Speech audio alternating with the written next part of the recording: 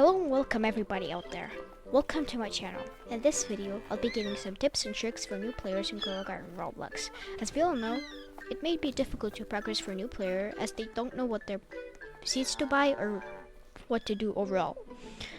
First tip I'll tell you guys is to just buy strawberries, buy carrots, and buy flowers. This tip is for very early game players, basically when you first join the game. Strawberries is the most consistent fruit of them all, in my opinion of course. And large amounts can be really easy to get money from, while other plants give you fast cash to get large amount of strawberries. Number 2 is useless plants. In my opinion, these are some of the most trash plants in the entire game that are only worth buying for daily quests or events. These consist blueberries and wait, there is nothing else. Blueberries are an absolute garbage for any stage of Grow Garden. They grow in large bushes that make it very hard to see the plant. They grow very slow, which makes them inconsistent. And overall, they're garbage. So let's move on to the next tip. 3. Mango grinding.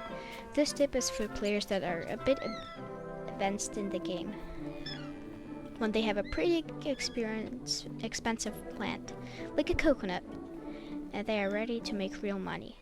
Mangoes are famous for their unchanging amount of plants no matter how large the tree is, and along with this being expensive for its low value.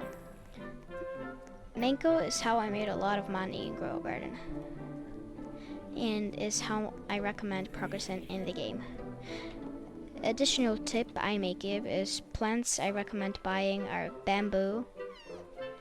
You should get mutations or it's not really worth it. Coconuts and any divine seeds, cactus, and dragon fruit. Also, if you have access to Discord, set up the ping for plants you want to not constantly join the game and check on the stock. This will make your life so much easier. Trust me, I've experienced it. For the event, I would only recommend grinding the event once you're like in the mid stage of Grow a Garden, since it's not really worth it. If you're like an early game player, I would just recommend getting the first seed pack, as you can get something good for your early stages of the game. Let's move on. Number 4. Simple but useful tip is organizing your garden. As simple as it may sound, this tip might help you when you get into the late stages of Grow a Garden.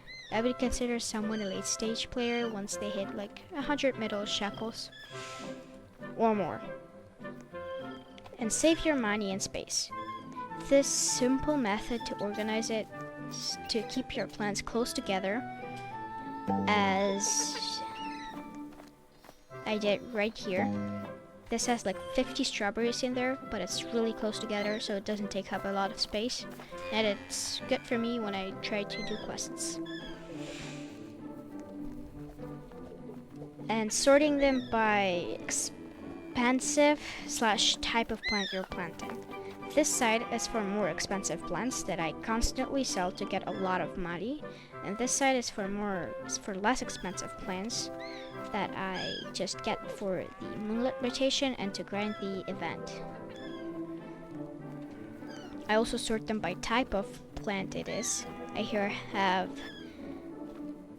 peppers and blood bananas, along with moonflowers. There then goes trees like durians, dragon fruits, and mangoes, along with cactuses. Here go eggs. And that's pretty much it for my garden.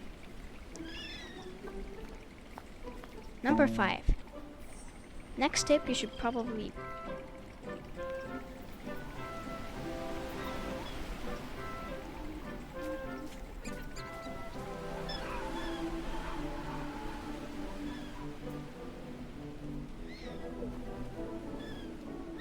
This tip is for players that enter a mid-stage, which is when you have enough consistent plants to not need to grind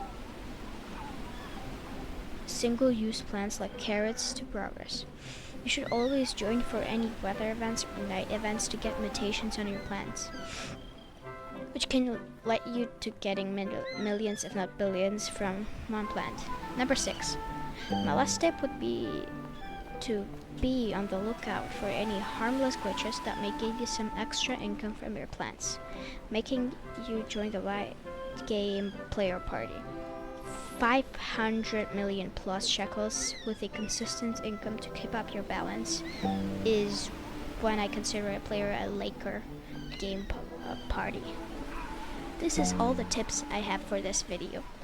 I hope you enjoyed this video or it helps you in one way or the other. Thanks for watching. Bye!